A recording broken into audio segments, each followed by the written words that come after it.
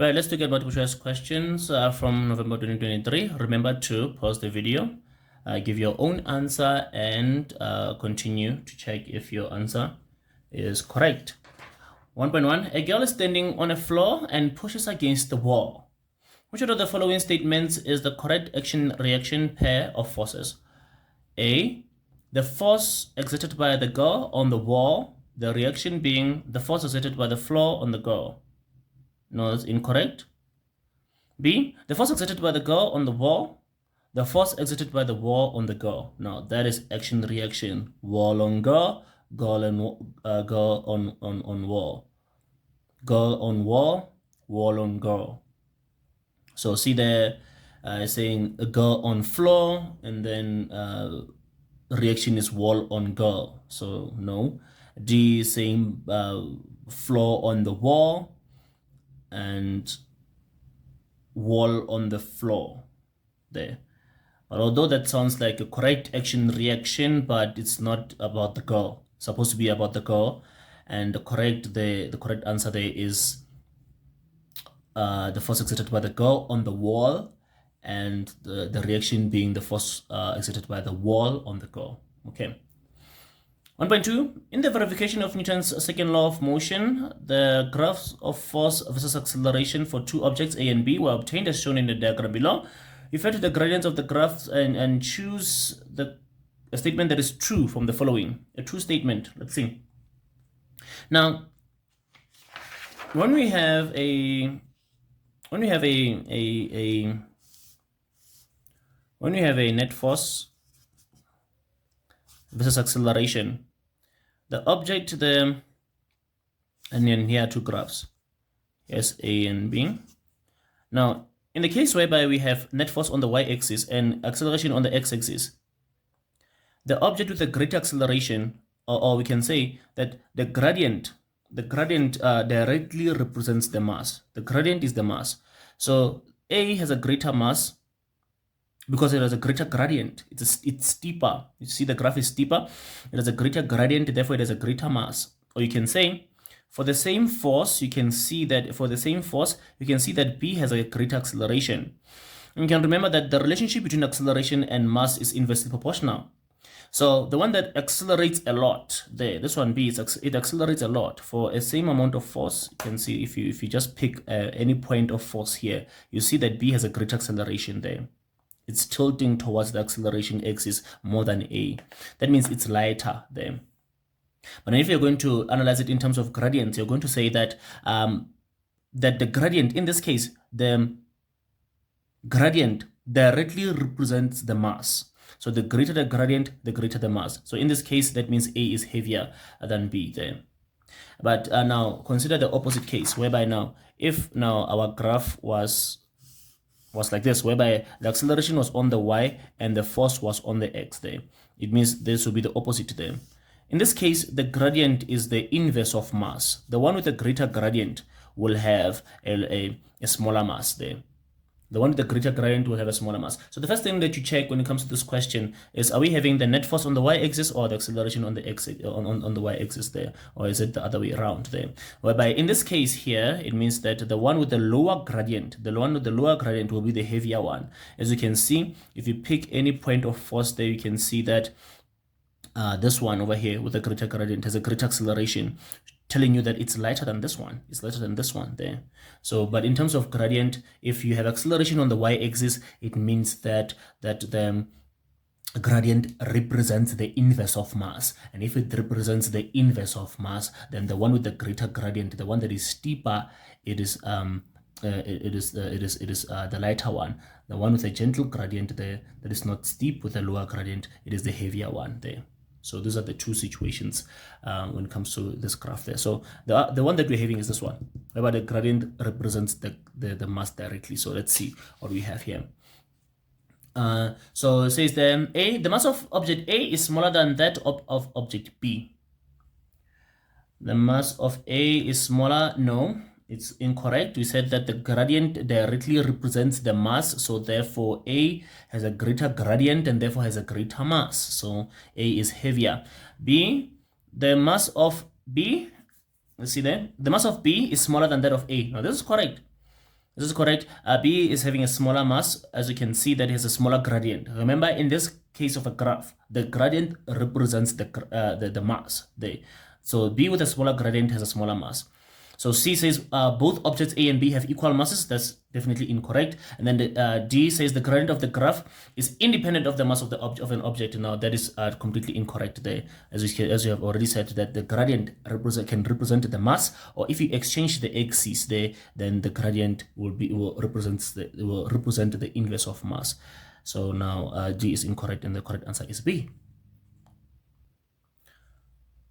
1.3, the graph below shows how momentum of a motorcycle changes with time. Which one of the following represents the magnitude of the resultant force on the motorcycle? Now, when it comes to a graph of a momentum and time, when you have momentum and time, you have to think in terms of, are we talking gradient, or are we talking about gradient or area then? Because if we talk about area, then we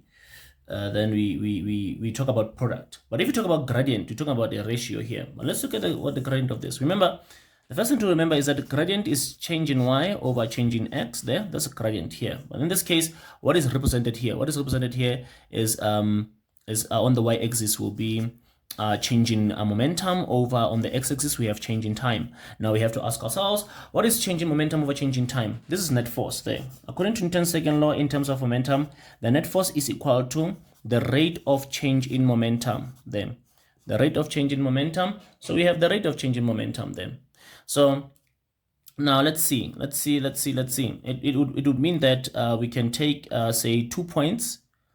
2 points from the graph and calculate the gradient there. Although one of the points is 0 is to 0, but let's do it anyway. Let's say we have a momentum 2 minus momentum 1. Momentum 2, let's say, to a momentum of 500 over there. We have a momentum of 500 from a momentum of 0 there, over time axis here we have, let's we take this point and this point, right, whereby this point is 10 is to 500 there.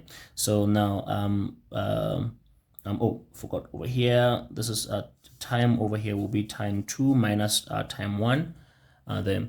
So momentum 2 minus momentum 1 will be 500 minus 0, and then time 2 minus time 1 will be 10 minus 0 there, which will give us 500 over 10, which will give us 50 there newtons there. So the gradient of this graph there is 50 newtons there, and the gradient of this graph represents the net force there, because the gradient of this graph is change in momentum over change in time, which is net force there.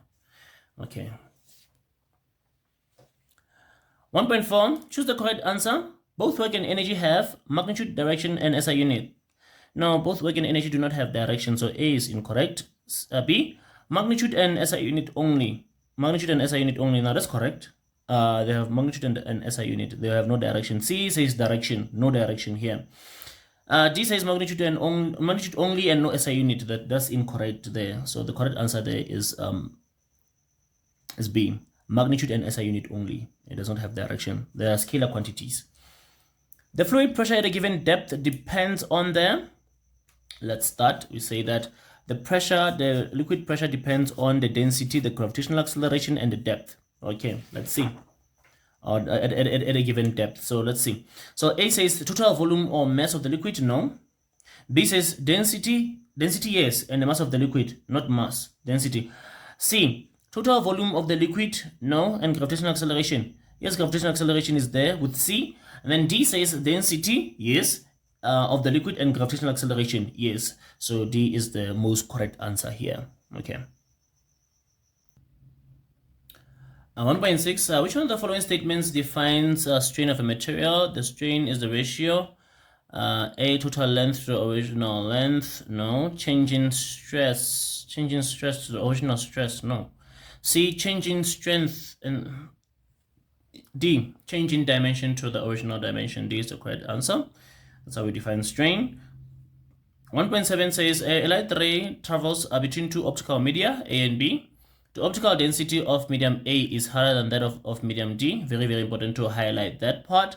The critical angle of medium A is 36 degrees. Also important to highlight that part as well. Which one of the following sketches below represents the correct path of the light ray then? Now, if a light ray is coming at an angle of incidence that is the same as the critical angle, we expect to have the light ray travel on the boundary like we see here. So now you can see A, it just passes straight through. That's incorrect. It's supposed to at least bend. B, it bends away from the normal. As you can see, that's correct, because if you go from a more dense medium to a less dense medium, we are supposed to bend away from the normal. So it is correct. But not correct in this situation here, because now the light ray is coming at an angle of incidence which is equal to the critical angle, not less. So B would be correct if the angle of incidence was like 35 or 30. In that case, they would bend toward, away from the normal, but not in like in C. C is correct because it's bending away from the normal, but at an angle of incidence that is equal to the critical angle. The angle of refraction is 90 degrees. So the most correct answer is whereby we have the angle of refraction, which is at 90 degrees, like here. So this is a correct answer. D is just off there. Because it's bending towards the normal, that's just incorrect. So now the correct answer is C there, whereby if the light ray, the incident ray is coming at an angle of incidence that is equal to the critical angle, we must have an angle of refraction of 90 degrees, and the ray must travel on the boundary, must travel on the surface of separation then when you have critical angle. Which one of the following statements is correct about the relationship between the wavelength of a light wave and the energy of its photons then? What we know from the formula, straight off, we know that according to this formula that relates energy of an electromagnetic wave with its wavelength, is that they are indirectly related, they're inversely proportional. So let's see what we have with the options there. A says, as the wavelength increases, the energy of the photons increases. That's incorrect. As the wavelength increases, the energy of the photons decreases. Now, that's correct. C says the wavelength has no effect on the energy of the photons. No, it does. For according to the formula, it does there. And D, none of the above. C and D are just out. And then A is out because it's saying indirectly proportional. The relationship is inversely proportional. So the correct answer is B. All right.